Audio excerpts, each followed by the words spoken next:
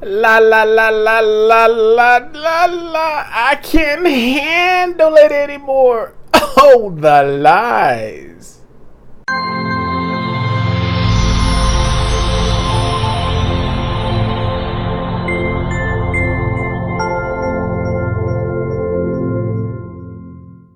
Maximizers, welcome today, and thanks for joining me at Milton Herring, miltonherring.com. Each and every time I have an opportunity to share with you, it is a joy to be able to share, hopefully impart, and inspire you to maximize your life and do something great with it. So thanks for joining me today. We're talking about the perfect lie. What is the perfect lie? I don't know if I'm setting you up, but sounds like I am setting you up. The perfect lie, quote unquote, perfect is the word we want to focus on, because there's I want to share you a story. There was a young man that went to the doctor's office. He was complaining of migraines and headaches, and he went to the doctor.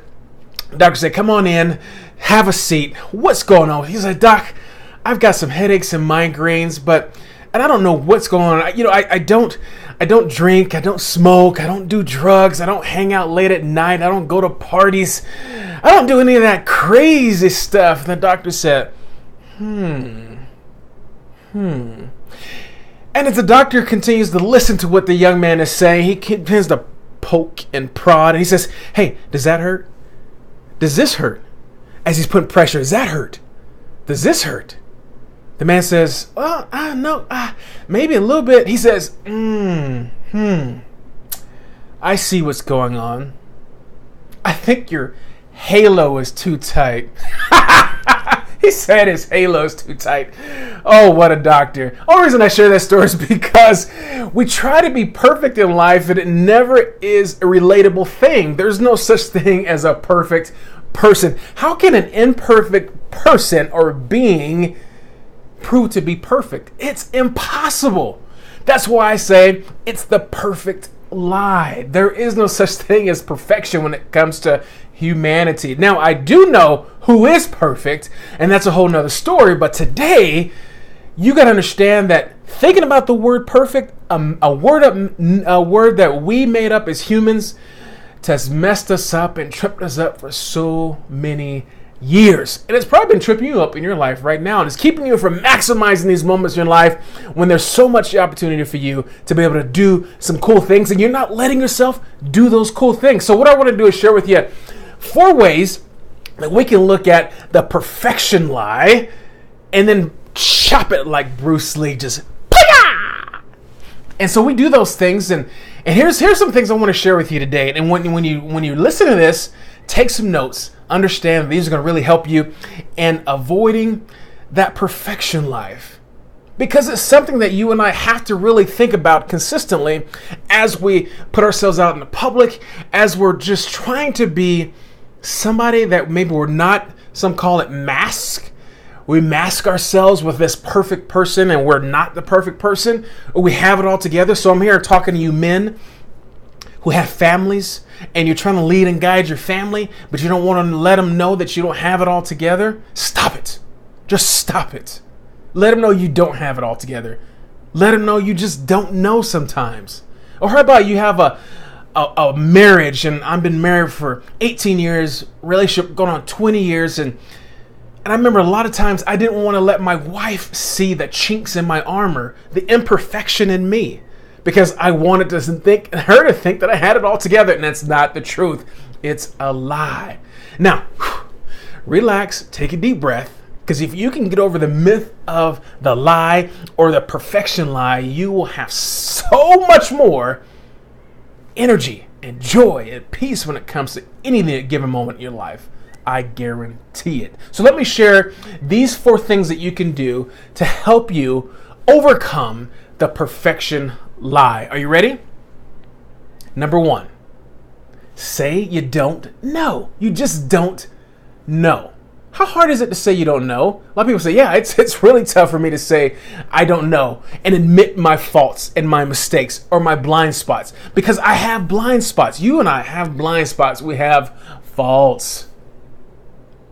I think that's one of the cool things about life, is that the faults that we have, the blind spots we have, allows us to really need and really kind of depend on other people and relationships. Because if you have a blind spot, you can't see in a certain area, but the other person can, that's even better for you. It keeps you in your lane. It keeps you safe. It keeps you headed down the right direction road towards the things that you desire and want in life. Think about driving on a freeway and you have a blind spot in your car. You look over. Yeah, you put your signal on, which is an indicator for the person that you want to come over, but you can't see there's a car in your blind spot, and you come over anyways. And what does the other driver do? He honks his horn. Hey, I'm in your blind spot. Be careful, buddy. That's what we need in our life. That's what we need in relationships. That's why we can let go in a business meeting. We can say, you know what? I don't have all the answers. I have blind spots and I have faults. Know that. That's number one. Number two, ask for help and advice. I